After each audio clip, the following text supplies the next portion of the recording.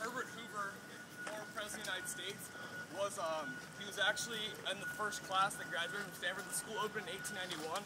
Herbert Hoover, legend has it, he was the very first student at Stanford, because supposedly he was the first to show up at his dorm on move-in day.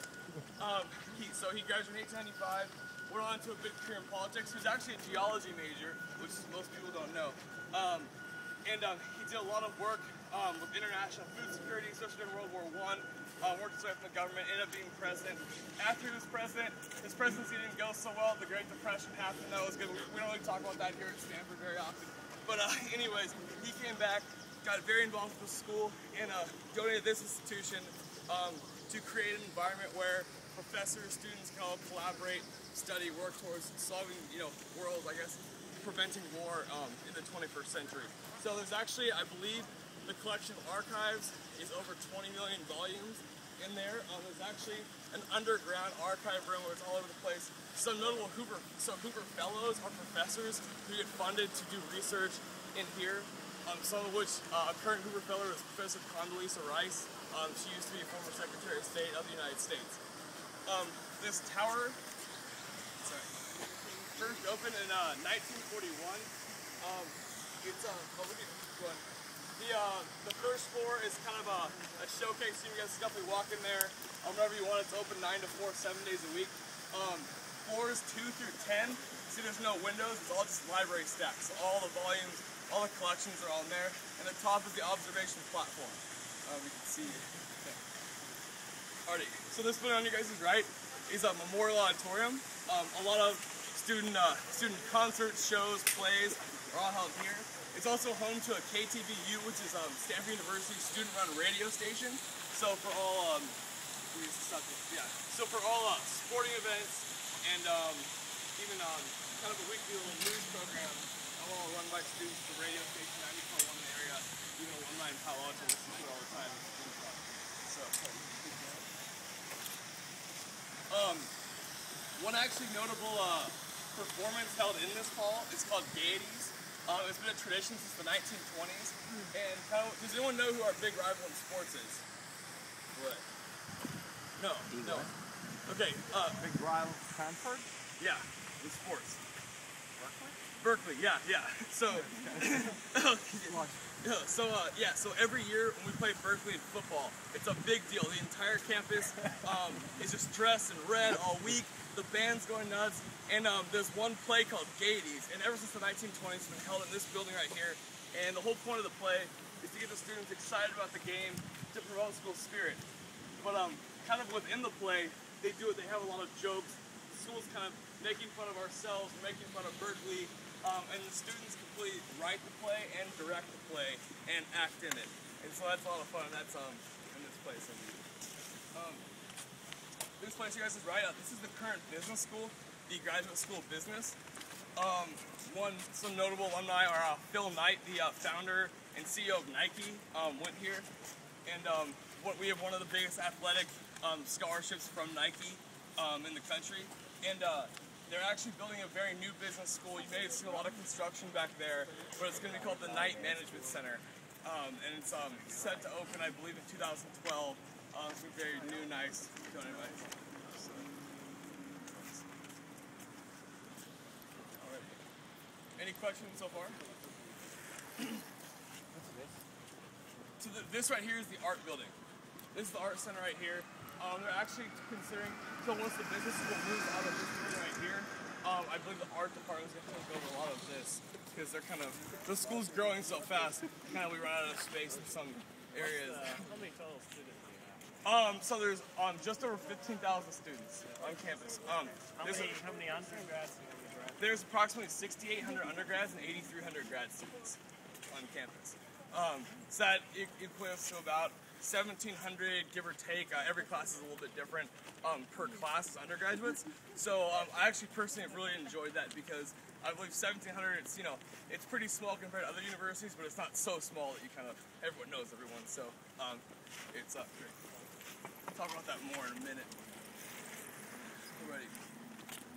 So this big complex you guys is left, this is the quad, the main quad of the university.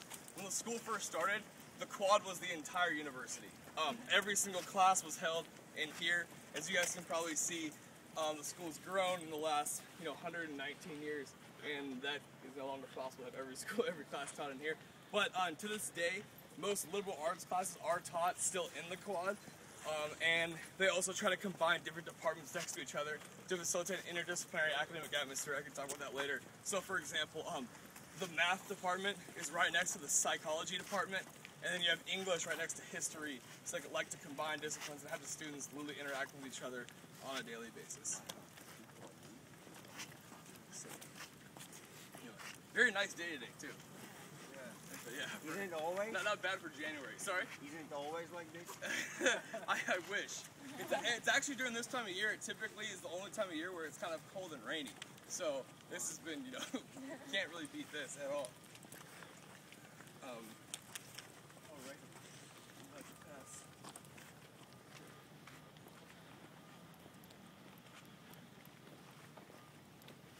How big is the portfolio that Stanford manages? Like the money? The endowment?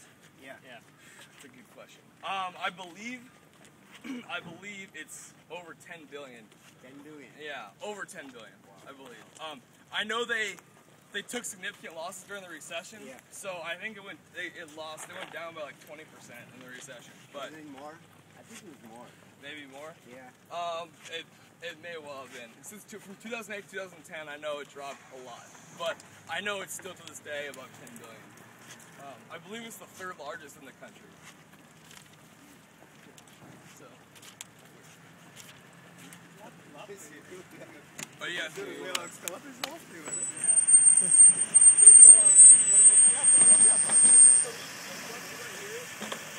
are called the Marguerites. They're free shuttle service for any students, but also visitors too. The Marguerites is when I started the Stanford family who founded this university back in the 1800s. Had a horse that took students to class across campus. Wow. Had to go long distances, and the horse's name was Marguerite. So when the school got the bus system on campus, they named it after the horse. So, funny story. Okay, this you guys' ride is the Oval, large grass area. This is kind of the entrance to the university. I guess you guys stop and take pictures. That big red sign says "Welcome to Stanford." It's coming down University Avenue, and that leads right out into Palo Alto. So it's very popular for students to go out to Palo Alto, hang out, have a good time. There's actually a free wireless internet across the entire campus for students. So some kids will come out to the Oval and throw the frisbee around, play volleyball, or come out to study. I guess you can literally go on your computer and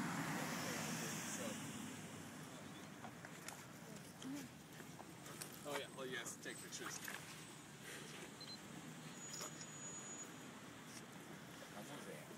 Alrighty.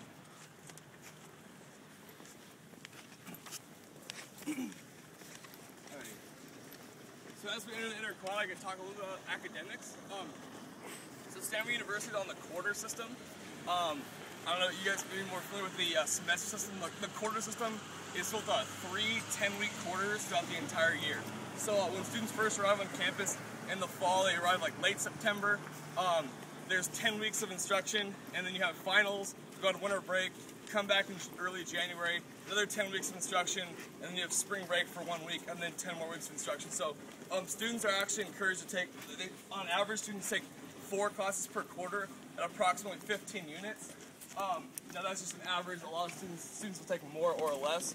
But kind of the goal there, professors and the university administration believes that every single class is a new opportunity to learn not only material, but to learn from a new professor and learn from your fellow students.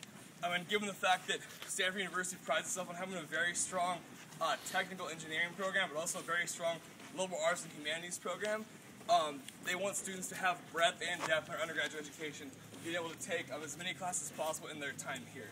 So given the fact that we have the quarter system, there's a whole third round of classes per year, so students have 4 more opportunities per year to take something they may not have taken otherwise. That kind of explains our very, I guess, steep general education requirements. I think even a student who is an engineering major, and then they'll have to take a lot of humanities and writing courses by the time they're done, and vice versa. how many people apply? How many get in? What's the ratio? So last year I believe we had approximately 33,000 apply, and they accepted just under 8% last year. So about 7.8. 1 to 12 sort of. Sorry. Discrimination ratio was 12 to 1 sort of. Oh yeah. Right. Sorry. What's that saying? Out of 12 applying, 1 is getting. Oh yeah. Absolutely. All Yeah. right. Yeah. So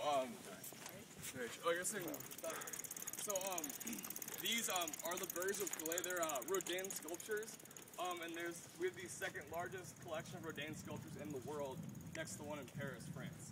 A lot of which are at Cantor Art Center, which is open today, free entry. So you guys can definitely check these out.